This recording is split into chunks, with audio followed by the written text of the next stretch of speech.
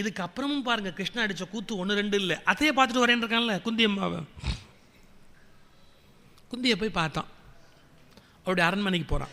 உடனே குந்தி ரொம்ப ஆசையா, கிருஷ்ணா வா வா நீ ஊருக்கு வந்துட்டேன்னு கேள்விப்பட்டேன், வித்திரர் கூட சொன்னார் நீ வந்து என்னை பார்ப்பேன்னு ஆசையாக எதிர்பார்த்துக்கிட்டே இருந்தேன், கிருஷ்ணா நீ வரலையே நான் ரொம்ப ஆசையாக எதிர்பார்த்தேன், என்னோட 5 பிள்ளைகளும் சௌக்கியமாக இருக்கிறாங்களாப்பா அப்படின்னு. 5 பிள்ளைகளும் சௌக்கியம். உடனே கிருஷ்ணன் கேட்டான், அத்தை 5 பிள்ளைகளா 6 பிள்ளைகளா? ஓ கிருஷ்ணா, நான் ஒன்றையும் பிள்ளைன்னு நினைக்கணுங்கிறியா, நீ மருமகனாச்சேன்னு பார்த்தேன், சரி ஒன்றையும் மகனாகவே சேர்த்துக்கிறேனே, ஒன்றையும் மகனாக சேர்த்துக்கிட்டே சொல்கிறேன், என்னுடைய 6 பிள்ளைகளும் சௌக்கியமா? அத்தை என்னையும் சேர்த்துட்டா 6 பிள்ளைகளா 7 பிள்ளைகளா? குந்தி பயந்துட்டா, இவன் இப்படியே ஏலம் விட்டுக்கிட்டே போடுவான் போல் இருக்கு. கிருஷ்ணா நீ சொல்கிறது ஒன்றுமே எனக்கு புரியலையே அப்படின்னா. அது எப்படி புரியும், அதான் பெத்த அன்னைக்கே பெட்டியில் வச்சுட்டியே, அப்புறம் உனக்கு எப்படி புரியும்னா? பெத்த அன்னைக்கே பெட்டியில் வச்சு அனுப்பிச்சுட்டேன், அப்புறம் உனக்கு எப்படி புரியும்? இப்படி பயந்து போனா குந்தி. அவளுக்கு தெரியும் இவன் பெரியவன், எல்லா ரகசியமும் தெரிஞ்சுக்கக்கூடியவன், ஆனால் இப்படி உடப்பான்னு நினைக்கல. கிருஷ்ணா என்ன சொல்கிறேன், என்ன சொல்கிறேன்னா நான் என்ன தப்பாவா சொல்லிட்டேன்? நீ பெட்டியில் வச்சு அனுப்பிச்சல்ல ஒரு பிள்ளைய, யாராவது வளர்க்கட்டும் அப்படின்னு அனுப்பிச்சல்ல, ஆமாம் அவன் யார் தெரியுமா? தெரியாதே கிருஷ்ணா. தெரிஞ்சுக்கோ, உன் பிள்ளை அர்ஜுனனை கொல்லுவேன்னு சத்தியம் பண்ணியிருக்கிறான் பாரு, அந்த கர்ணன் தான் உன் மூத்த பிள்ளை. அப்படியே மயங்கி உழுந்து எந்திரிச்சவ கேட்டா, அந்த கர்ணன் எந்த கர்ணனை அர்ஜுனன் கொல்லுவேன்னு சபதம் பண்ணியிருக்கிறானோ அதே கர்ணன். அப்ப நீ என்ன சொல்ற, உனக்கு நஷ்டமே இல்லத்த, எப்படி அனுப்பிச்சிருக்கு? ஒருவேளை அர்ஜுனன் செத்துட்டான்னா கர்ணன் இருப்பான், கர்ணன் செத்துட்டான்னா அர்ஜுனன் இருப்பான், உன்னை பொறுத்த வரைக்கும் நஷ்டமே இல்லை, எப்படி அனுப்பிச்சிருக்கோம்? அப்படி நடுங்கி போயிட்டா. அந்த பிள்ளையை காப்பாற்றுறதுக்கு வழி இல்லையா அப்படின்னா, ஏன் இப்போ கவலைப்படுற, அன்னைக்கே விட்டுட்டு அப்புறம் என்ன அந்த பிள்ளையை காப்பாற்றுறதுக்கு இப்போ வழி இல்லையான்னு கேட்டுக்கிட்டு இருக்கிறேன். நீ தான் அன்னைக்கே விட்டாச்சல, அப்புறம் என்ன அந்த பிள்ளைய? கிருஷ்ணா கர்ணன் தான் என் பிள்ளை, மூத்த பிள்ளைன்னு எனக்கு தெரியாதுடா, என்னை அறியாமல் அவன் மேலே ஒரு பாசம் வரும், ஆனால் என்னென்னலாம் எனக்கு தெரியாது, இப்போ தான் புரிஞ்சுதுன்னா. அதான் இப்போவும் ஒன்று கெட்டு போல, அவனை போய் நீ கூப்பிடு. உலகத்தில் எதுக்கு கட்டுப்படாதவனும் தாய்ப்பாசத்துக்கு கட்டுப்படுவான். நீ போய் கூப்பிடு. ஒருவேளை உன் பின்னோட கர்ணன் வந்துட்டான்னு வச்சுக்கோ, நல்லது, பிரச்சனையே முடிஞ்சு போச்சு. கர்ணன் வந்துட்டானா துரியோதனன் பலகீனமாக போயிடுவான். கர்ணன் நம்பித்தான் இந்த யுத்தத்தையே ஆரம்பிக்கிறேங்கிறான். கர்ணன் நம்ம பக்கம் வந்துட்டானா அவனுக்கு பட்டம் கட்டிடுவோம், ஒன்றும் இல்லை, கரெக்டாக உன் பிள்ளைகள் ஆட்சியில் இருப்பாங்க, இந்த யுத்தம் இல்லாமையே சமாதானமாக போயிடும். முயற்சி பண்ணேன். கிருஷ்ணா ஒருவேளை நான் போய் கூப்பிட்டு கர்ணன் வரலன்னா சும்மா வந்துடாத, பின்ன என்ன பண்ணணும்? அவன் கண்டிப்பாக அர்ஜுனை கொண்டுடுவான், அர்ஜுனை கொல்லாமல் இருக்கிறதுக்கு நாம் ஏற்பாடு பண்ணணும். என்னடா பண்ணணும் கிருஷ்ணா? அவன்கிட்ட நாகாஸ்திரம்னு ஒரு அஸ்திரம் இருக்கு. அந்த நாகக்கணையை அவன் ஒரு தடவை அடிக்கிற போது நான் காப்பாற்றிடுவேன், எப்படியாவது காப்பாற்றிடுவேன். அவன் மறுபடியும் எடுத்து நாகக்கணையை விட்டா என்னால் காப்பாற்ற முடியாது. அதனால் நீ ஒரு சத்தியம் வாங்கிக்கோ, நாகாஸ்திரத்தை ஒரு முறைக்கு மேல் மறுமுறை விடக்கூடாது. அப்புறம் இன்னொரு சத்தியம் வாங்க, என்ன? அர்ஜுனனை எப்போதும் நான் காப்பாற்றிக்கிட்டே இருப்பேன் கூடவே நின்று. மற்ற 4 பேரும் எங்கேயாவது எக்கு தப்பா தனியாக இருக்கிற போது கர்ணன் கொண்டுட்டானா என்னால் காப்பாற்ற முடியாது. நீ இன்னொரு சத்தியம் வாங்கு, என்ன? அர்ஜுனனை தவிர மற்ற 4 பேரையும் சந்தர்ப்பம் வந்தாலும் கொல்லக்கூடாது. சத்தியம் வாங்க. நீ கூப்பிட்டு பாரு, வந்துட்டா பிரச்சனை இல்லை, வரலன்னா இந்த 2ஐயும் நீ கேளு அப்படின்னும். சரி அப்படின்னு முடிவு பண்ணினாள் குந்தி தேவி. வியாசர் எப்படி அமைக்கிறார் காட்சியை? மறுநாள் அந்த சூரியனை வணங்கி கொண்டிருக்கிறான். அவனுக்கு இஷ்ட தேவதை சூரியன் கர்ணனுக்கு. அப்படி கும்பிடுகிற போது அப்படி வணங்கிட்டு உட்காந்து தவம் பண்ணுறான், கடுமையான தவம் பண்ணி கொண்டிருக்கிறான். யார்? கர்ணன்.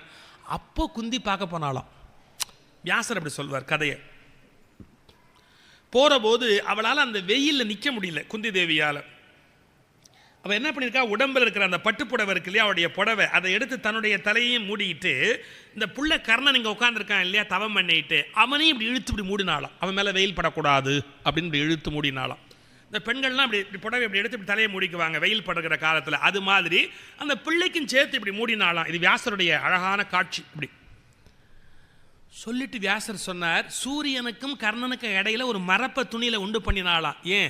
இந்த பிள்ளைக்கு துரோகம் பண்ணுவதற்கு வந்திருக்கிறாள் என்று சூரியன் தகிக்கிறான், அதிலிருந்து தப்பிப்பதற்காக மறைத்தாளணும். ஏன்னா அவனுக்கு பிறந்த பிள்ளை இவ பலவீனப்படுத்த போறா இல்லை, இவ வரம் கேட்டு, அதனால 2க்கு நடுவில் இப்படி குறுக்க இப்படி துணியை எடுத்து இப்படி பிடிச்சாலாம். யாரு? குந்தி தேவி. தன் மேலே நிழல் பட்ட உடனே இப்படி ஒரு மாதிரி திகைச்சு போய் கர்ணன் நிமிர்ந்து இப்படி பார்த்தா குந்திதேவி. ஓ, பஞ்சபாண்டவர்களுடைய அன்னையா? ஐவரது அன்னை என்னை தேடி வருவதென்றால் எனக்கு எவ்வளவு பெரிய புண்ணியம், தாயே வருக. அவ சொன்னா, நான் ஐவருக்கு மட்டும் அன்னை இல்லையடா, உனக்கும் நான் தானடா அன்னைன்னா. சிரிச்சான். கிருஷ்ணன் சொல்லுகிற எத்தனையோ பொய்களில் இதுவும் ஒரு பொய்யா இருக்கும் நான் இன்னமும் நினைக்கிறேன். இல்லை, சத்தியமாக நான் அவனுடைய தாய். இப்போ வீட்டில் இருக்கிறதா வில்லி பாரத கதை அமைப்பு. நான் எப்படி நம்புறது அப்படின்னா, பிறந்த அன்னைக்கு ஒரு பட்டுப்படவை சுற்றி உன்னை வச்சேன். உனக்கு தாயின்னு பல பேர் வந்தபோது அவங்கள அந்த துணியை நீ போத்த சொன்ன, எல்லாம் எரிஞ்சு சாம்பலாக போயிட்டாங்க. அதை கொண்டா, நான் மேலே போத்தி காட்டுறேன், நான் தான் தாய்ங்கிறத இங்கே நிரூபிக்கிறேன்.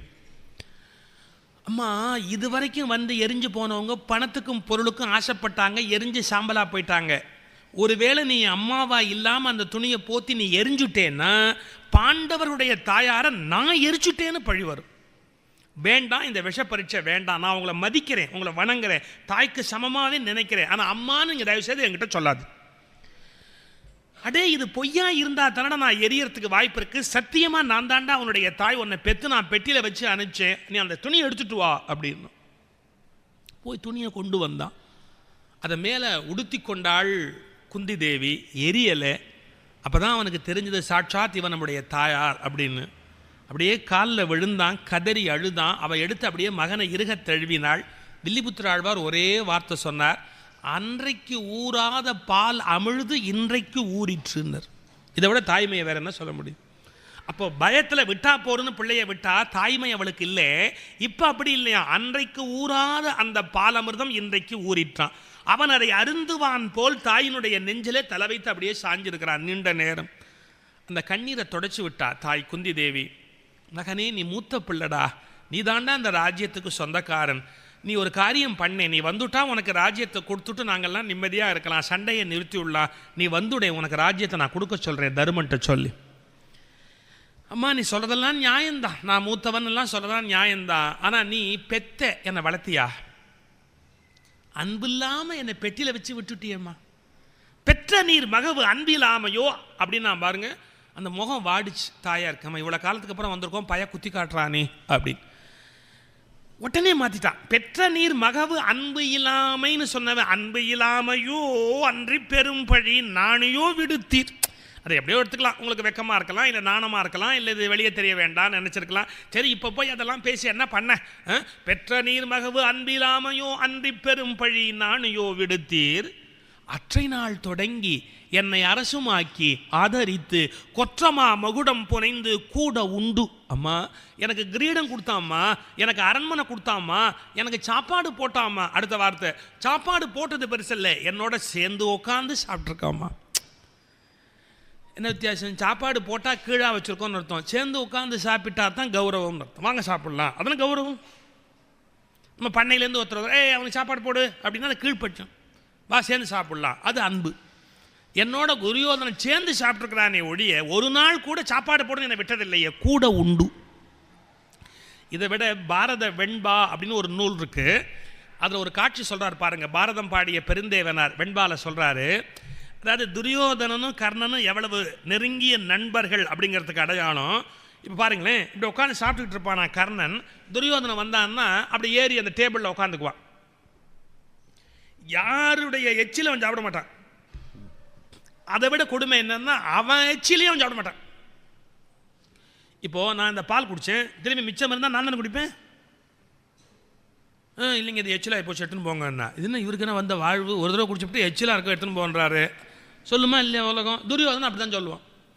ஒரு வெள்ளி கிண்ணத்தில் பால் சாதம் போட்டு அவனுக்கு பிசைஞ்சு கொடுத்தா இப்படி ஒரு உருண்டை அப்படி சாப்பிடுவான், எடுத்துன்னு போன்றான். எச்சில் வேற கொண்டா. அவர் எச்சில் அவர் திங்க மாட்டாராம்.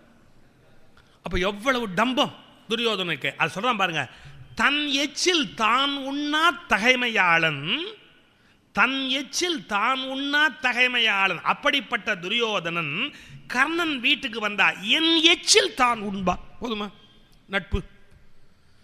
கர்ணன் சாப்பிட்டுக்கிட்டு இருந்தா அப்படியே இலையில கை வச்சு அவன் நகரடா, நீயே தின்னுக்கிட்டு இருக்கிற, என் தரமாட்டேங்கிற அப்படின்னு இவன் இலையில கை வச்சு எடுத்து சாப்பிடுவான். அப்போ எவ்வளவு நெருக்கமான நட்பு. தன் எச்சில் தான் உண்ணா தகைமையாளன் என் எச்சில் தான் உண்பான். அவ்வளவு அன்பு என் மேலே வச்சிருக்கிறான். அவனை துரோகம் மட்டும் நான் வர சொல்றியம்மா, என்னால் வர முடியுமா? நீ என்ன அன்னைக்கு விட்டுட்ட, ஆனால் எனக்கு வாழ்வு கொடுத்து இவ்வளோ பெரிய உயர்வு கொடுத்துருக்கானே, அவனுக்கு நான் துரோகம் பண்ண முடியுமா? என்னை எப்படி வர முடியும்? இந்த இடத்துல பாருங்க, தனக்கும் துரியோதனனுக்கும் இடையில் இருக்கிற நட்பு எவ்வளவு நெருக்கம்ங்கிறதுக்கு ஒரு நிகழ்ச்சி சொல்கிறான் கர்ணன். அருமையான நிகழ்ச்சி. அம்மா, நானும் துரியோதனுடைய மனைவி பானுமதியும் ஒரு போது பொழுது போகவில்லை என்று சொக்கட்டான் விளையாடி கொண்டிருந்தோம். பானுமதி வாசல் பக்கம் பார்த்தபடி உட்கார்ந்திருக்கிறாள். நான் வாசலுக்கு முதுகு காட்டி கொண்டு உட்கார்ந்திருந்தேன். துரியோதனன் உள்ளே வந்திருக்கிறான். அம்மா, எனக்கு தெரியாது. கணவன் வந்த உடனே எழுந்திருக்க வேண்டும் என்ற எண்ணத்திலே பானுமதி எழுந்திருந்திருக்கிறாள். நான் என்ன நினைத்து விட்டேன் தெரியுமா? ஆட்டத்தில் தோற்று பயந்து பாதியில் ஓடுகிறாள் என்று எண்ணிக்கொண்டு உட்கார் என்று அவள் இடுப்பை பிடிக்க போய்விட்டேன். அவன் வந்திருப்பது கருதி எழுந்திருப்பவளை, நண்பனுடைய மனைவியை அந்தரங்கமான இடத்தில் இடையில் கை வைத்து நான் இழுக்க, அவள் இடுப்பிலே கட்டியிருந்த மேகலை என்பது அருந்து கீழே விழுந்து விட்டது. அடுத்த வினாடி கலகல கலகல என்று சிரிக்கிற சப்தம் கேட்டு திரும்பி பார்த்தால் துரியோதன் நிற்கிறான். என் உடம்பு வியர்த்து விட்டது. வில்லிபுத்திர ஆழ்வார் எழுதுறார் பாருங்க, அம்மா, தரையெல்லாம் நன்முத்துக்கள், அவள் கண்ணில் கண்ணீர் வந்து கண்முத்துக்கள், என் உடம்பில் வியர்வை வந்து வெண்முத்துக்கள், ஆனால் துரியோதனன் வாயெல்லாம் பல்முத்துக்கள் தெரிய சிரிக்கிறான். அம்மா, அதுக்கு அடுத்த வார்த்தை இன்னும் அதை விட அழகு. என்னன்னா, துரியோதனன் என்ன கேட்டான் கர்ணனை பார்த்து, கர்ணா, இந்த முத்துக்களை எல்லாம் நீ எடுக்க நான் கோக்கவா? நான் எடுத்து தரேன், நீ கோக்குறியா? அருந்து கீழே விழுந்திருக்கு மேகலையிலேருந்து முத்து. என்ன அர்த்தம் தெரியுமா? இந்த கோக்கிறதுக்கு கை நடுங்காமல் இருந்தால் தான் கோக்க முடியும். தப்பு நடந்து போச்சோன்னு பயம் இருந்தால் கை நடுங்கும், கோக்க முடியாது. உனக்கு பயம் இல்லைன்னா கை நடுங்காது, நீ கோத்துக்கொடு. அப்படி உனக்கு பயமாக இருந்தால் நான் கோத்துக்கொடுக்குறேன், ஏன்னா நான் சந்தேகப்படலை. இப்படி மனைவியை நான் நடுவில் தொட்டதை சந்தேகமாக இல்லாமல் எங்கிட்ட அன்பு காட்டின ஒருத்தனை நான் எப்படிமா விட முடியும்? பாட்டு பாருங்க, என்ன அழகு. மடந்தை பொன்திரு மேகலை மணி உகவே மாசு அற திகழும் ஏகாந்த இடம் தனில் புரிந்தே நான் அயர்ந்திருப்ப எடுக்கவோ கோக்கவோ என்றான். திடம்படுத்திடுவேல் ராஜராஜனுக்கு செருமுனை சென்று செஞ்சோற்று கடன் கழிப்பதுவே இனி எனக்கு புகழும் கருமமும் தருமமும் என்றான். அவ்வளோ நம்பிக்கை வச்சவனை துரோகம் மட்டும் நான் எப்படிமா வெளியில் வர முடியும்? நீ சொல்லு. குந்தி தேவி பார்த்தா இனிமே கண்டிப்பாக வர முடியாது. அவள் தீர்மானம் பட்டா. எவ்வளவு நட்பு வந்து போச்சு, அவங்களுக்கு நெருங்கி போச்சு, அன்பு நெருங்கி போச்சு. நான் இங்கே இன்னொரு முக்கியமான விஷயம் சொல்லணும். கர்ணன் வாழ்நாள் முழுக்கப்பட்ட அவமானத்துக்கு யார் காரணம்? இந்த குந்தி. அவள் எதிரில் வந்தபோது அவளை காயப்படுத்திருக்கலாம், அசிங்கமாக பேசியிருக்கலாம். ஆனால் அந்த அன்புனால, தாய் அன்புனால அவள் மேலே சாஞ்சானே ஒழிய அவளை குறை சொல்லலை. இதை விட பாருங்க, எல்லாம் முடிஞ்சதுக்கப்புறம் கேட்டான், அதெல்லாம் சரிம்மா, நான் வர முடியாது. நீ எதுக்கு வந்தேன்னு சொல்லு. இவ்வளவு நாளாக வராத நீ இப்போ என்னை தேடி வந்திருக்கிறேன்னா என்னை கூட்டிகிட்டு போகிறதுக்கு வந்தேன்னு நான் நம்ப தயாராக இல்லை. என்னமோ எங்கிட்ட கேட்குறதுக்கு நீ வந்திருக்கிற. என்ன வேணும் கேளு, நான் எல்லாருக்கும் அள்ளி கொடுத்தேன், யார் யார் கேட்டாலும். உனக்கு என்ன இல்லையே நான் சொல்ல போகிறேன், கேளு தரேன். அப்போ நீ வரமாட்டேன்னுட்டு, அப்போ என்னுடைய மற்ற 5 பிள்ளைகளாவது சாகாமல் இருக்கணும்னு எனக்கு ஒரு எண்ணம், அதெல்லாம் ஒரு வரம் கேட்க போகிறேன், தருவியா? சொல்லுமா. இந்த நாகாஸ்திரத்தை ஒரு முறைக்கு மேலே மறுமுறை விடாதடா. ஏம்மா, யாராவது ஒரு வீரன் ஒரு அம்பு விட்டு குறி தப்பி அது போய் மறுபடியும் அதை எடுத்து மறுபடியும் விடுவானா? நீ கேட்காட்டி நான் 2வது முறை நாகக்கணையை விட மாட்டேன். அந்த மற்ற 4 பேரையும் சந்தர்ப்பம் கிடைச்சா கூட நீ கொல்லக்கூடாதுடா. அர்ஜுனை வேணா கொன்னுக்கோ, பலசாலி. மற்ற 4 பேரையும் நீ கொல்லக்கூடாதுடா. அவங்க எனக்கு சமமே இல்லை, கொல்ல மாட்டேன், கவலைப்படாது. நான் இந்த 2 வரம் வாங்கத்தான் வந்தேன். நான் 2 வரம் நீ கொடுத்துட்டேன், நீ வரமாட்டேன்னுட்ட. அப்போ நான் போயிட்டு வரட்டுமா? அப்படி கையை குப்பிக்கிட்டே வாசல் வரைக்கும் போனா குந்தி. திரும்பி பார்த்தா அந்த வாசலில் திரும்ப வேண்டி அந்த வாசப்படி இப்படி திரும்ப போகிற போது மகனை கடைசியாக அப்படி ஒரு பார்வை பார்த்துட்டு திரும்பினா. கர்ணன் உள்ளேன்னு கூப்பிட்டான், அம்மா, இவ்வளவு காலத்துக்கு அப்புறமும் நீ வந்த, உன் பிள்ளைகளுக்கு ஞாபகமாக வரம் கேட்ட, ஆனால் எனக்கு ஏதாவது வேணுமான்னு கேட்கணும்னே உனக்கு தோணலையா? இத்தனை காலத்துக்கு அப்புறம் வந்தும் கூட மகனே உனக்கு ஏதாவது வேணுமா அப்படின்னு கேட்கணும்னு உனக்கு தோணவே இல்லையா? ஓடி வந்தா குந்தி, நான் தப்பு பண்ணிட்டேன், எனக்கு அது தோணலை, நான் குழம்பி போயிட்டேன். உனக்கு அது என்ன வேணும்னு கேட்கணும்னு எனக்கு தெரியலடா, நான் தவறு பண்ணிட்டேன். நான் அன்னைக்கும் உன்னை கவனிக்கலை, இன்னைக்கு நான் கவனிக்கலை, இன்னைக்கு நான் சுயநலமாக இருக்கிறேனே ஒழிய உனக்கு என்ன வேணும்னு கேட்கணும் எனக்கு தோணலை, பெருசாக எடுத்துக்காது. எவ்வளவோ நடந்தது, அதையே பெருசாக எடுத்துக்காதனா இதை பெருசாக எடுத்துக்க போகிறேன்னா. எனக்கு 2 வரம் கூட, நீ கடனாளியாக போக வேண்டாம். நீ என்கிட்ட 2 கேட்டே, நான் உங்கள்கிட்ட 2 வாரம் கேட்குறேன். என்ன இப்போ நான் மகன் உனக்கு தெரிஞ்சு போச்சு இல்லை? ஆமாம். இதை வெளியில் போய் எல்லாத்தையும் சொல்லணும்னு உனக்கு தோணும் இல்லை? தோணுது. அப்படி செஞ்சுடாது. ஏன் நீ யார்ட்டையாவது போய் கர்ணன் தான் என் மகன் வெளில சொல்லிட்டேன்னா அந்த நிமிஷத்துலேயே துரியோதனை என்னை நம்ப மாட்டான். நான் இவ்வளவு காலம் அவங்ககிட்ட விசுவாசமாக இருந்தேன், ஆனால் நீ இப்போ இந்த உண்மையை போய் வெளியில் சொல்லிட்டே அடுத்த நிமிஷம் என் மேலே அவனுக்கு நம்பிக்கை போயிடும். நான் எவ்வளவு காலம் அவன் நம்பிக்கையோடு இருந்திருக்கிறேன், அந்த நம்பிக்கையை இழந்து என்னால் அப்புறம் நடப்பணமாக வாழவே முடியாது. நீ எனக்கு ஒரே ஒரு முக்கியமான விஷயம் என்னன்னா, இந்த ரகசியத்தை உன்னோட புதைச்சிக்கோ, சொல்லவே சொல்லாது.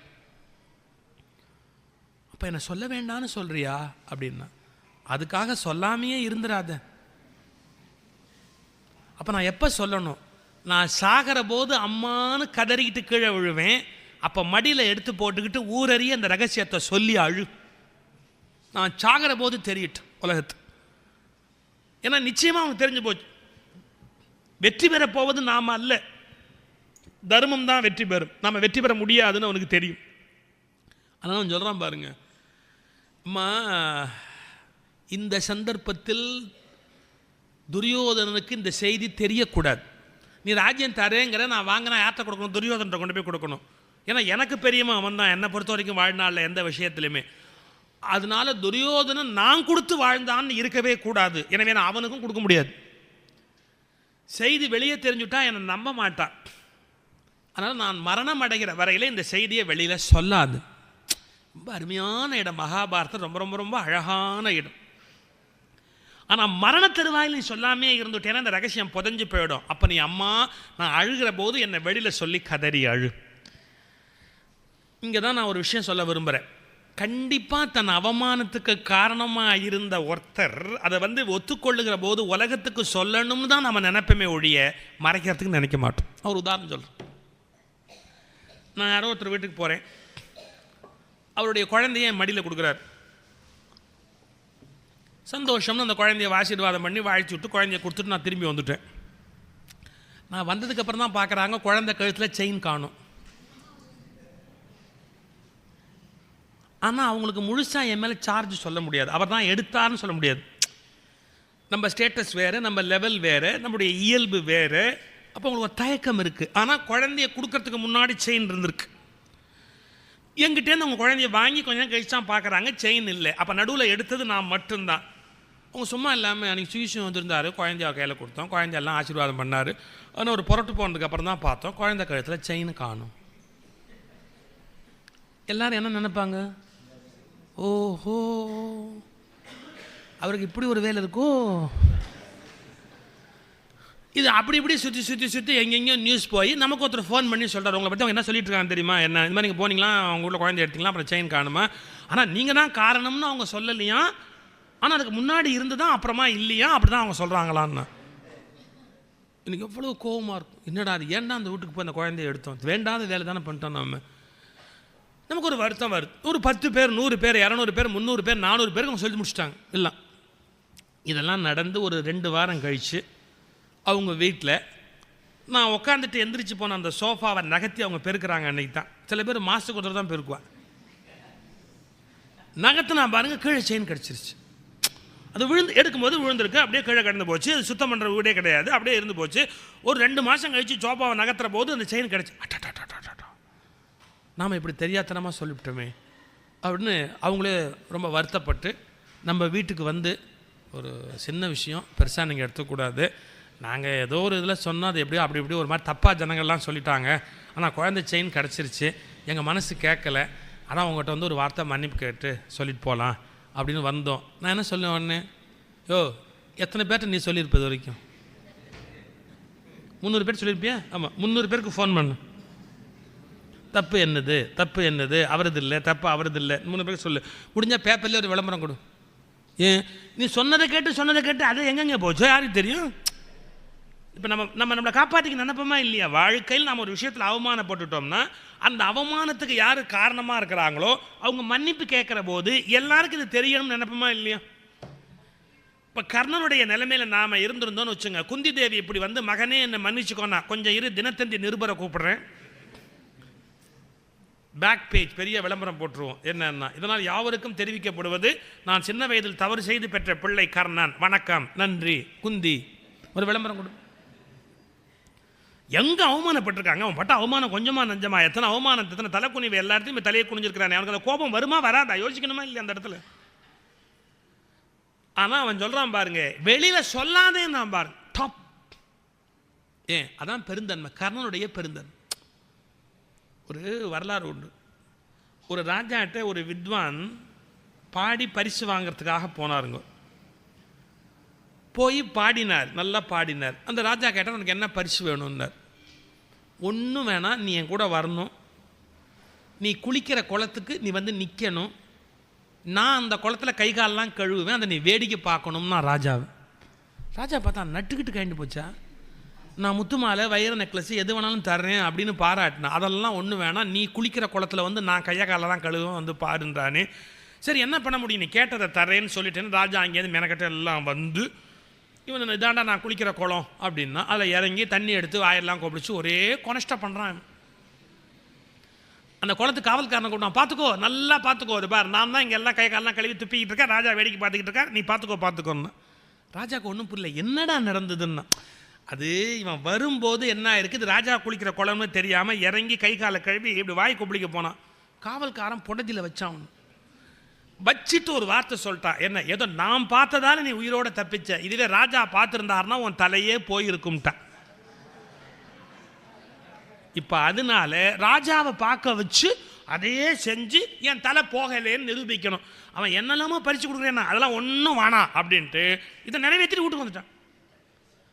இதாங்க ஹியூமன் சைக்காலஜி. மனுஷன் நாம் அவமானப்படுற விஷயத்தில் ஜெயிக்கணும்னு நினைப்பான், அதுக்கு எத்தனை லட்சம் போனாலும் கவலைப்பட மாட்டான். இது வந்து ஈகோ, மனுஷனுடைய அகங்காரம்.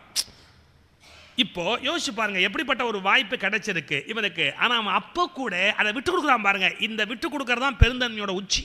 கர்ணனுக்கு ஒரு வார்த்தை சொன்னான், இதை வெளியே சொல்லாது.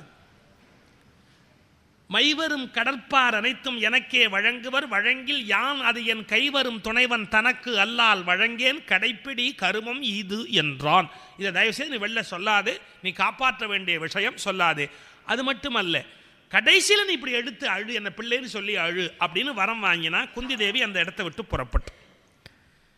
நீங்கள் இன்னொன்று, வில்லிபாரத கதை அமைப்பில் இந்திரனுடைய கவச குண்டலத்தை, கர்ணனுடைய கவச குண்டலத்தை இந்திரன் மூலமாக கிருஷ்ணன் வாங்கினது இங்கேயே முடிஞ்சு போனதாக வரும். வியாசபாரத கதையில் யுத்தத்துக்கு முன்னாடி வரும், கொஞ்சம் வித்தியாசம் அது ஒன்று. நான் இங்கேயே வச்சுட்டே சொல்லிடுறேனே. அதாவது கிருஷ்ணன் புறப்படுறதுக்கு முன்னாடி இன்னொரு ஏற்பாடு பண்ணானா இந்திரனை நினச்சி. இந்திரனை கூப்பிட்டு, இப்போ இந்திரா, உன்னோட புள்ள அர்ஜுனை காப்பாற்றணுன்ற எண்ணம் உனக்கு உண்டா இல்லையா? உண்டு. அப்போ நீ ஒரு காரியம் பண்ணணும். உனக்கு தெரியும் சூரியனுடைய குமாரன் கர்ணன், அவன் உன் பிள்ளையை கொல்லுவேன்னு சபதம் பண்ணியிருக்கிறான். அப்போ அவனை பலகீனப்படுத்தணும். அதுக்கு என்ன பண்ணணும்? கர்ணனுக்கு ஒரே ஒரு பலகீனம் உண்டு, யார் வந்து எது கேட்டாலும் இல்லைன்னு சொல்லாமல் கொடுத்தே அவன் பழகி இருக்கிறான். நீ என்ன பண்ணுற, ஒரு ஏழை பிராமணன் வடிவத்தை எடுத்து அவன் வீட்டுக்கு போய் அவனுடைய கவச குண்டலங்களை கேளு, அது அவன் கூடவே பிறந்தது, அது இருக்கிற வரைக்கும் அவனை யாரும் கொல்ல முடியாது, கவச குண்டலங்களை தானமாக வாங்கிட்டு வந்துடு, மற்றதை நான் பார்த்துக்கிறேன். ஒரு ஏழை அந்தன வடிவத்தை எடுத்துக்கொண்டு இந்திரன் கர்ணனுடைய வீட்டுக்கு போகிறான். அது வரைக்கும் எல்லாம் தானமெல்லாம் கொடுத்து எல்லாத்துக்கும் முடிச்சுட்டு அப்போ தான் உள்ளே போயிருக்கிறான் கர்ணன். அப்போ வந்து வாசலில் இந்த கயட்டு பிராமணன் கலட்டா பண்ணுறான், கூப்பிடு ஐயாவை கூப்பிடு, நான் வாங்கிட்டு தான் போவேன் தானம். வாசல் இருக்கலாம் சொன்னால், ஐயா இப்போ தான்டா கொடுத்துட்டு சாப்பிட போயிருக்கிறாரு, பிராணனை வாங்குறீங்களேடா, நாளைக்கு வாடா அப்படின்னு. நான் நாளைக்கெல்லாம் வர முடியாது, நான் இன்றைக்கே வாங்கிட்டு தான் போவேன் அப்படின்னு. கர்ணன் சத்தம் கேட்டு வெளியே வந்து காவல்காரனை கேட்டால் என்ன சொன்னேன்னா, இல்லை இந்த கிழவரை போயிட்டு நாளைக்கு வான்னு நான் சொன்னேன். இவரை பார்த்தா நாளைக்கு வர்றவர் மாதிரியாக அவனுக்கு தோணுது, நாளை வரைக்கும் இருப்பாரானே தெரியல, இவரை போய் நாளைக்கு வான்னு சொல்கிறிய. ஐயா வாங்க உள்ளேன்னு கையை பிடிச்சி கூட்டிகிட்டு போய் இந்திரனை உட்காத்தி வச்சுட்டு, உங்களுக்கு என்ன வேணும் அப்படின்னா, இல்லை நான் கேட்டதுக்கப்புறம் நீ இல்லைன்னு சொல்ல மாட்டியே, அப்படி சொல்லி எனக்கு பழக்கமே இல்லை, உங்களுக்கு என்ன வேணுமோ நான் கண்டிப்பாக தருவேன், என்ன வேணும் கேளுங்கோ அப்படின்னு. எனக்கு என்ன வேணும், எனக்கு ஒன்றும் பெருசாக ஒன்றும் வேண்டியதில்லை, நீ பேசும்போது இந்த காதில் ஒரு குண்டலம் ஆடிக்கிட்டே இருக்கு இல்லையா, அந்த குண்டலமும் உடம்புல எப்போதும் இருக்கே ஒரு கவசம், அது ரெண்டையும் எனக்கு தானமாக கூட.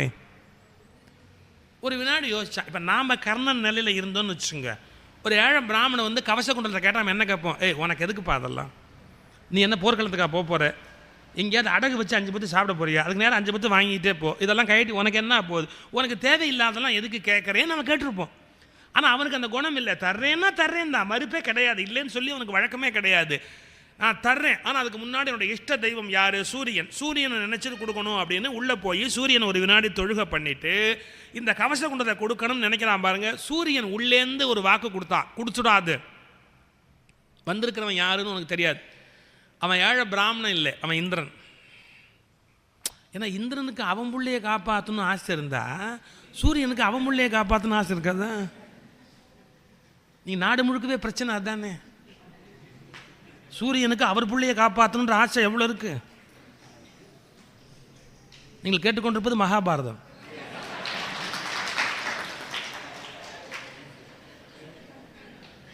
இந்திரனுக்கு அவர் பிள்ளையை காப்பாற்றணும்னு ஆசை.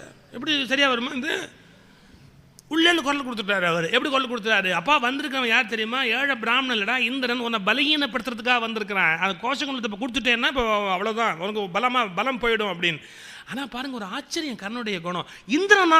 ஆமாம், கண்டிப்பாக கொடுப்பேன். ஏன்டா, இது வரைக்கும் அவன் தான் என்கிட்ட பிச்சையே எடுக்கலை, இப்போ அவனு வந்து எடுத்துட்டான். இது வரைக்கும் மனுஷ லெவலில் தான் எல்லாம் வந்து யாச்சும் வாங்கிட்டு இருக்கிறான். தேவேந்திரனே வாங்கிட்டான் அப்படின்னா எனக்கு எவ்வளோ பெரிய பெருமை சார். மனுஷன்லாம் யாச்சங்க வாங்கிட்டு இருக்கிறது போய் தேவலோகத்து வரைக்கும் பாப்புலாரிட்டி போய் தேவேந்திரனே வந்து பிச்சை எடுத்தான்னா இந்த வாய்ப்பை நான் எப்படி விட்டு கொடுக்க முடியும்? கண்டிப்பாக கொடுப்பேன். இதுதான் கர்ணனுடைய ஸ்பெஷாலிட்டி. கவலையே படலை. அதில் வில்லிபுத்திரர் எழுதுறார் பாருங்க, இதை அறுத்து கொடுக்கணும். உடம்போட ரத்தத்தோட பிறந்த சதையோட அதை அறுத்து கொடுக்கணும். சிந்தையின் கண் ஒரு கலக்கமற்ற ஈந்தனன்னார் பாட்டு. ஒரு கவலை கிடையாது, அப்படியே அர்த்தம் அப்படியே தூக்கி கொடுக்கலாம். சிந்தையின் கண் ஒரு கலக்கமற்ற ஈந்தனன். ரொம்ப முக்கியமான இடம். பல பேர் கொடுப்பான், கொடுத்துட்டு துக்கம் முடிப்பான் தெரியுமா உங்களுக்கு? துக்கம் அனுஷ்டிப்பான். இந்த கடைவீதியில் நன்கொடைக்கு போகிறவங்களுக்கு தான் அது தெரியும். வசூலுக்கு போவாங்க கடைவீதியில், முதலாளி உட்காந்துருப்பார். அந்த கேட்கும்போதே முதலாளிகிட்ட கணக்கு விட்டு தான் முதல்ல கேட்பான். ஐயா இப்போ எப்படி இருக்கிறாரு? ஐயா எப்படி இருக்கிறார்? ஐயா 5 இருக்கிறாரு. எல்லாம் 6 அறிவில் இல்லை, அவர் 5 அறிவில் இருக்கிறார். கோபமாக இருக்கிறாருன்னு அர்த்தம். ஐயா 5 இருக்கிறார், 4 வந்தாலும் வந்துடுவார். மேலே விழுந்து பிராண்டுவான்னு அர்த்தம். அவருக்கு ஏன் கணக்க பிள்ளைன்னு பேருன்னா 6 5 கணக்கு பார்க்குறாரு பாருங்க, அதனால தான் கணக்க பிள்ளை என்ன அவருக்கு பேருன்னா. அப்போ இப்போ வேணாமா, அப்புறமா வாங்க, வசூலுக்கு அப்புறமா வாங்க அப்படின்னு. இன்னும் சில பேர் எப்படின்னா கோபத்தெல்லாம் வெளியில் காட்ட மாட்டாங்க, இன்னும் போவாங்க. இது மாதிரி நீங்கள் தான் நன்கொடை கொடுக்கணும், எல்லாரும் கொடுத்துருக்காங்க, நீங்களும் கொடுக்கணும் அப்படின்னா அவங்க வருத்தத்தை காட்ட மாட்டாங்க.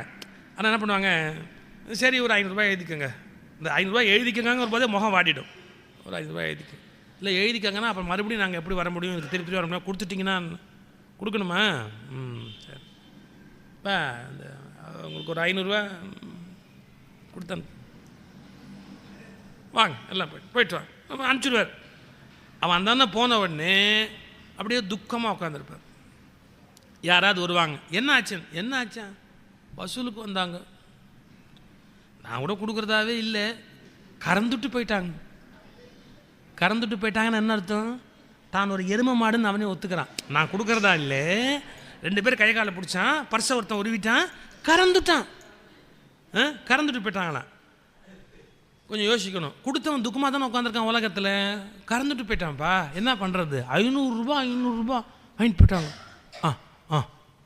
சாப்பாடே இறங்காது. இப்போ கொடுத்துட்டு மனுஷன் துக்கமாக இருக்கலாமோ? நான் ஒரு விஷயம் சொல்கிறேன் பாருங்க. நம்ம நாட்டில் ஒரு விளையாட்டு இருக்குது குழந்தைங்களுக்கு, இப்போல்லாம் போச்சு அதெல்லாம். அப்போல்லாம் அம்மா சாதம் ஊட்டுவா, இப்போ அம்மாவுக்கு சாதம் ஊட்டவே நேரம் இல்லை பிள்ளைகள். அதுக்கு ஒரு தட்டு போட்டு ஒரு ஸ்பூன் போட்டுருவா, அது இப்படி குத்தி குத்தி குத்தி குத்தி எல்லா பக்கமும் இப்படி சேர்ந்து முடிஞ்சால் சாப்பிடும். அப்போல்லாம் அம்மா ஊட்டி விடுவா. அதாவது இந்த உள்ளங்கையில் தாங்க உங்கள் உள்ளம் இருக்குது, இந்த உள்ளங்கையில் உங்கள் உள்ளம் இருக்குது, இதில் பிசைஞ்சு இப்படி குழந்தைக்கு ஊட்டுங்க, பாசமாக இருக்கும். அதான் கரெக்ட். இந்த உள்ளங்கை ரேகையே இல்லை, இது எல்லாம் நுண் உயிரிகள், இது ஒவ்வொன்றும் நுண் உயிரி, உங்களுடைய உள்ளத்துக்கான வெளிப்பாடு இது. இதில் நல்ல பிசைஞ்சு அந்த குழந்தைக்கு இப்படி சாதம் ஊட்டினா அது அன்பாக இருக்கும். மற்றபடி ஊட்டினா அதுக்கு அந்த உறவு குறைஞ்சி போயிடும், குழந்தைக்கு நமக்கு இருக்கிற உறவு குறைஞ்சி போயிடும். இதெல்லாம் பழைய வழக்கம். அந்த காலத்தில் அம்மா சாதம் ஊட்டுவா குழந்தைக்கு. சாதம் ஊட்டுற போது அது கலாட்டா பண்ணணும், சாப்பிட மாட்டேன்னு கலாட்டா பண்ணணும். எப்படி ஊட்டுவா பார்த்துருக்கீங்களா நீங்கள்? அந்த குழந்தைக்கு அந்த சாதத்தை பிசைஞ்சிட்டு வாய்க்குள்ளே கொடுத்து அது துப்பும். ஒன்று இந்த சாதத்தை கீழே வச்சுட்டு ஒரு டயலாக் அடிப்பா, குழந்தைய கையை காட்ட சொல்லி, சாதம் போட்டு பருப்பு போட்டு நெய் விட்டு குழந்தை ஓன்னு பார்த்துட்டு. சில வீட்டில் போட முடியாதெல்லாம் சொல்லிவிடுவாங்க. அதில் குழந்தை ஓன்னு பார்த்துட்டு சாதம் போட்டு பருப்பு போட்டு நெய் ஊற்றி கீரை போட்டு கடைஞ்சின்னு அந்த குழந்தை அப்படி சிரிச்சுக்கிட்டே இருக்கும்.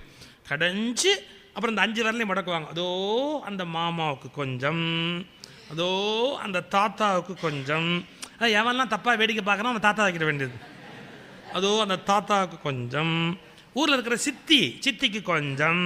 அந்த குழந்தை இப்படி சந்தோஷமாக இப்படி பார்த்துக்கிட்டே இருக்கும். அப்புறம் பாட்டிக்கு கொஞ்சம், இப்படி 5 விரலையும் மடக்கிட்டு கடைசியில் ஊரில் இருக்கிற தாத்தாவுக்கு கொண்டு போகிற வழி எங்கே இருக்குன்னு கேட்டு கிச்சு கிச்சு கிச்சு கிச்சுன்னு அப்படி கொண்டு போனால் அந்த குழந்தை கிக்கின்னு சிரிக்கும். இது என்ன விளையாட்டுது? அதாவது சோறு திங்கிற போது 5 விரலை மடக்கி தாத்தா கொஞ்சம், மாமா கொஞ்சம், பெரியப்பா கொஞ்சம். என்னன்னா நாம் மட்டும் திங்கப்படாதுங்க, நாம் திங்கிற போது 10 பேருக்கு கொடுத்து திங்கணும். இதை விளையாட்டில் கல்ச்சரில் உண்டு பண்ணணும்.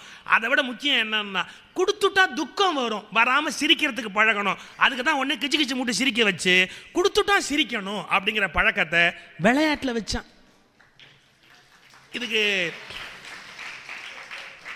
இதுக்கு சைக்காலஜியில் கண்டிஷனிங்னு பேர். என்ன கண்டிஷனிங்னா, ஒரு செயல் நடந்த உடனே நீங்கள் எப்படி ரியாக்ட் பண்ணணும் அப்படிங்கிறத சின்ன வயசுலேருந்தே கண்டிஷன் பண்ணிவிடலாம். நீங்கள் யாரையாவது அடித்த உடனே சிரின்னு பழக்கியிருந்தீங்கன்னா அடித்த உடனே கிக்கின்னு சிரிப்பாங்க. இது கண்டிஷனிங். நான் உங்களுக்கு ஒரு உதாரணம் சொல்கிறேன் பாருங்கள். நாயை எப்படி பண்ணுவான் சைக்காலஜியில் கண்டிஷனிங்கில்? நாய் வீட்டில் வளர்க்குற போது பாருங்கள், வீட்டில் அந்த நாயை வச்சுட்டு ஒரு மணி இருக்குன்னு வச்சுங்க, சாப்பாடு போடுறதுக்கு முன்னாடி எல்லாம் டெங்னு அந்த மணியை அடிச்சுட்டு நீங்கள் சாப்பாடு போட்டிங்கன்னா இந்த நாய்க்கு என்ன புத்தி வரும்? யாராவது மணி அடித்தா தட்டை எப்படி பார்க்கும், சாப்பாடு இருக்கா அப்படின்னு. அந்த மணிக்கும் சாப்பாடுக்கும் சம்மந்தமே கிடையாது. பட் அதுக்கு மைண்ட் அப்படி கண்டிஷன் ஆகிடும். எப்படின்னா அந்த மணியோட என்னமோ இந்த சாப்பாடு தொடர்புடையது, அந்த மணி அடிச்சுட்டா அந்த சாப்பாடு வந்துடும் அப்படிங்கிற ஒரு கண்டிஷன் உண்டாயிடும். சம்பந்தம் இல்லாத 2 விஷயத்தை லிங்க் பண்ணுறதுக்கு பேர் சைக்காலஜியில் கண்டிஷனிங் அப்படின்னு பேர். நம்ம பெற்றோர்கள் எப்படி கண்டிஷன் பண்ணிட்டாங்க, ஏதாவது கொடுத்துட்டா வருத்தம் வரும், அந்த கொடுத்தா சிரிக்கிறதுக்குரிய அந்த பழக்கத்தை விளையாட்டில் வச்சு கண்டிஷன் பண்ணிட்டான்.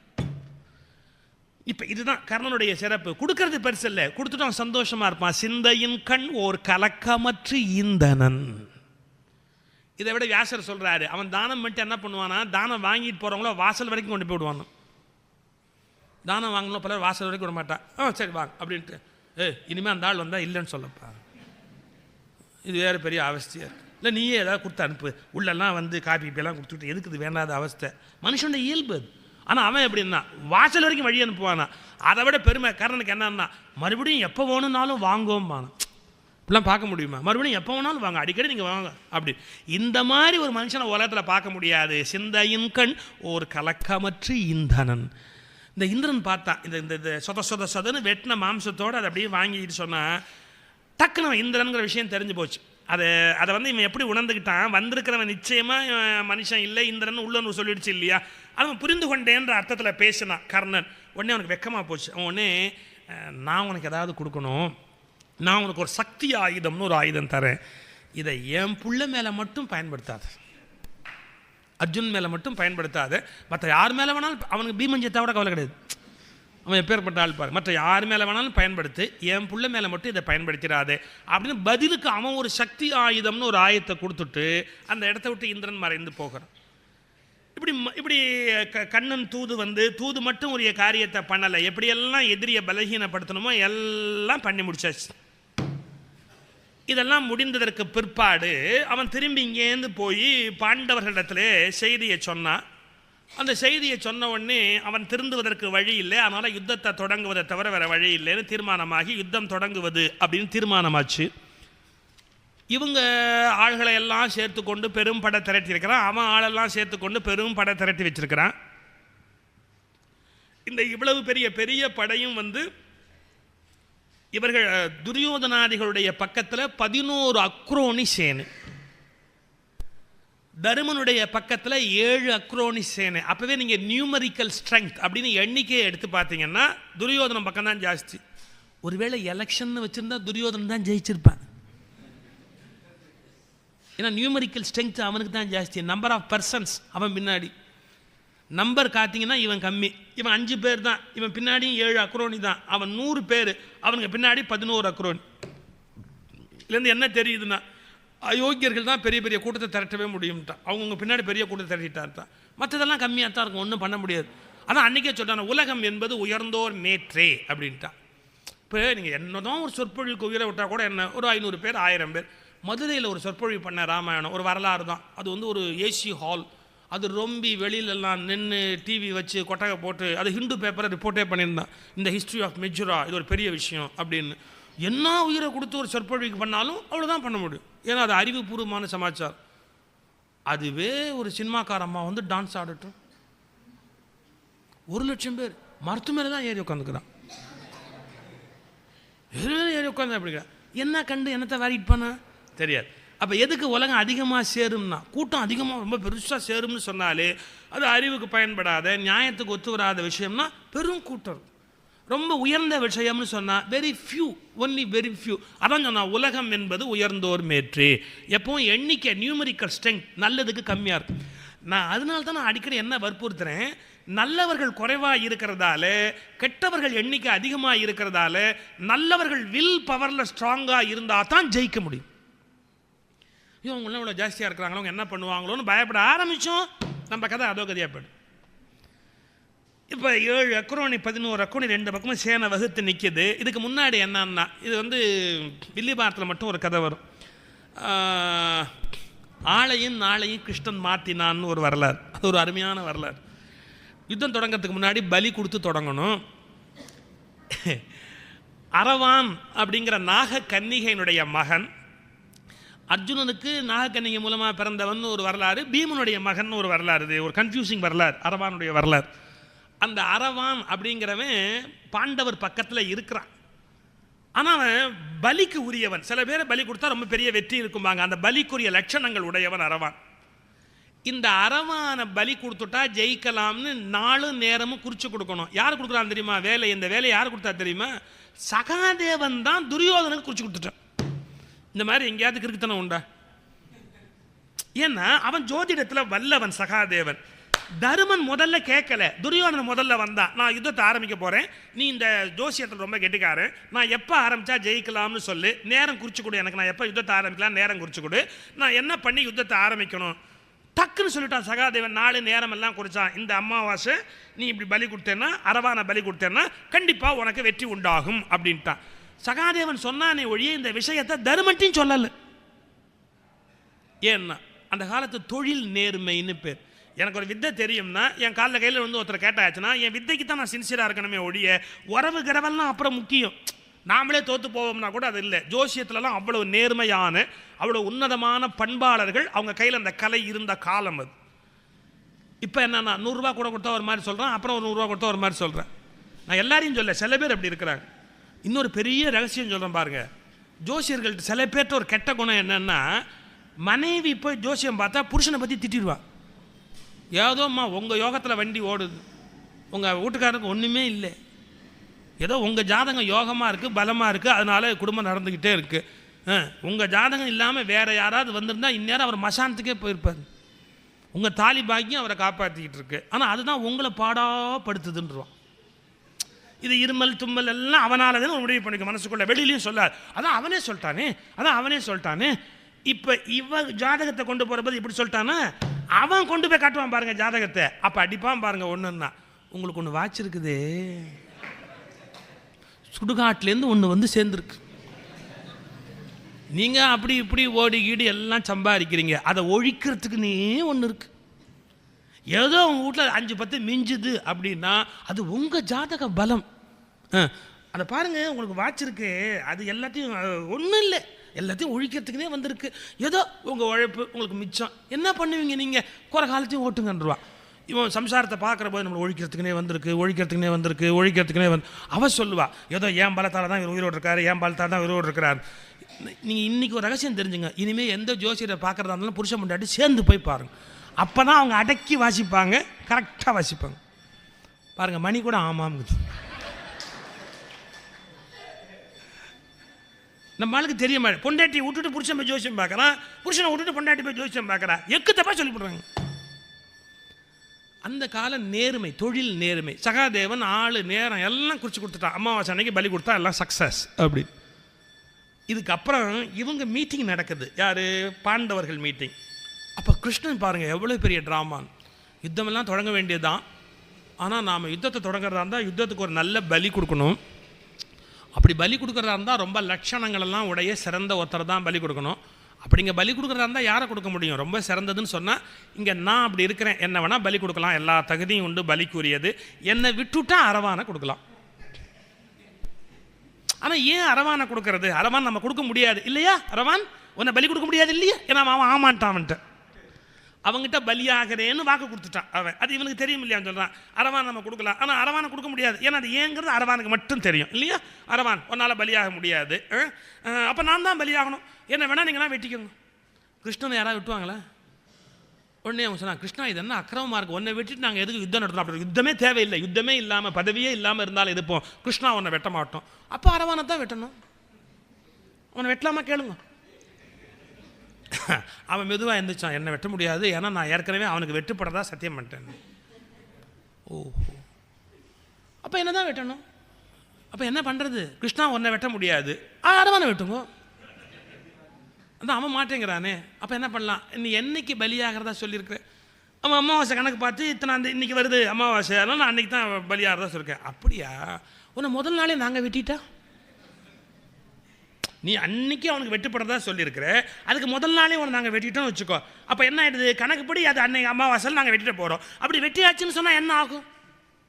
அரவான் சொன்னான், எப்போ வேணாலும் வெட்டிக்கோ, எனக்கு தெரியாது, நான் உனக்கு கட்டுப்பட்டவன், நீ என்ன வேணாலும் பண்ணிக்கோ. அமாவாசை அன்னைக்கு நான் அவனுக்கு வெட்டுப்படதா சொல்லியிருக்கிறேன், அதுக்கு முதல் நாள் வெட்டா நீ வெட்டிக்கோ, எனக்கு ஒன்றும் ஆட்சேபனை இல்லை. கூப்பிட்டான் எல்லாரையும். என்னன்னா, இப்போ தான் அமாவாசை, இது அமாவாசைக்கு முதல் நாளே சொல்லிட்டான், இப்போ தான் அமாவாசை, இப்போ தான் அமாவாசை, தர்ப்பணம் பண்ணுங்கடா. ரிஷிகள் முனிவர்கள் எல்லாரையும் கூப்பிட்டான், எல்லாம் அமாவாசை காரியம் பண்ணுங்க, பண்ண வேண்டிய காரியத்தை பண்ணுங்க. அப்படி நீங்கள் சொல்கிற பெரியவங்க சொல்லிட்டாங்கன்னு சொன்னால் அப்போ நீங்கள் என்ன மீற முடியும்? இன்னை வரைக்கும் நமக்கு தகராறு. தீபாவளி என்னைக்குங்கிறது வருஷம் தகராறு. அமாவாசை இப்போ போயிடுச்சுன்றான், வந்துருச்சுன்றான், இந்த பஞ்சாங்கப்படி அது இருக்குதுன்றான், அந்த பஞ்சாங்கப்படி அது இல்லைன்றான். நமக்கு ஏகப்பட்ட குழப்பத்தை நம்ம சிக்கலில் உட்காந்துருக்கோம். இது என்றைக்கும் வந்தாச்சு. அப்போ யாராவது பெரியவங்க வாசகத்தை ஏற்றுக்க வேண்டியதான். சங்கராச்சாரியர் சொல்லிட்டாரா, ரைட், முடிஞ்சு போச்சு. ஏன் தப்பாக இருந்தால் அவரோட நாம் என்னங்க பண்ண முடியும்? அவரை தான் கேட்க முடியும். ஒரு ஜகத்குரு அப்படின்னு இருக்கிறார், சிருங்கேரி சங்கராச்சாரியர் சொல்லிட்டாரா, ரைட், செய்ய வேண்டியது தான். ஒரு ஸ்தானம் இருக்குது, ஆச்சாரிய ஸ்தானம்னு ஒன்று இருக்குது. அவங்க சொல்லிட்டாங்கன்னா தப்போ சரியா அவங்களோட. அது மாதிரி கிருஷ்ணன் திடீர்னு எல்லாம் அமாவாசை தர்ப்பணம் பண்ணுங்கன்னா ஆறு மாட்டேங்க முடியும். ஏன்னா இன்னைக்கு அமாவாசைன்னா கிருஷ்ணனே எல்லாம் செய்கிறான்டா காரியம் இல்லைன்னா அவன் செஞ்சுட்டான், விறுவிறுன்னு உட்காந்தா எல்லாம் ஆரம்பிச்சுட்டு. இது யாருக்கு ரொம்ப டவுட் வந்தான்? சூரியனுக்கும் சந்திரனுக்குமே வந்துட்டு தான். அவங்கள்ட்ட பேர் மீட் பண்ணாதான் அமாவாசைனே பேர். நாம் மீட்டே பண்ணல, அப்புறம் எப்படி அமாவாசை வந்துடுச்சு? அமாவாசை அன்னைக்கு யாரும் மீட் பண்ண மாட்டாங்கோ.